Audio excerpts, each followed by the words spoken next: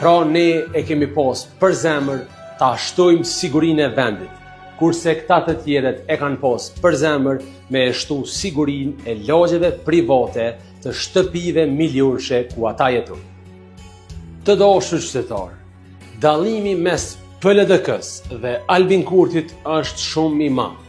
Vetëm tek FSK-ja nëse e shihni.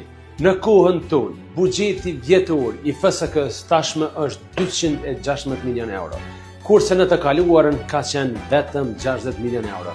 Mbesoni edhe kompani të sigurimit privat kanë pas buxhet gati se të barabartë me FSK. 2700 ushtarë të ri i kemi shtu për 4 vjet.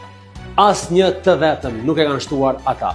Kemi bler dronët Bayraktar TBD dhe dronët Skydagger, të cilët janë teknologjia më e avancuar. Të vetmit dron që keni mujt me i gjetë në kohën e PLDK-s, në Ministrinë e Mbrojtjes ka mujt me konë droni për me ingjizu takimet dhe aktivitetet politike të ministrit.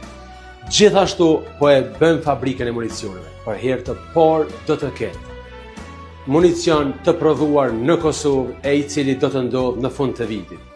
Ju falenderoj.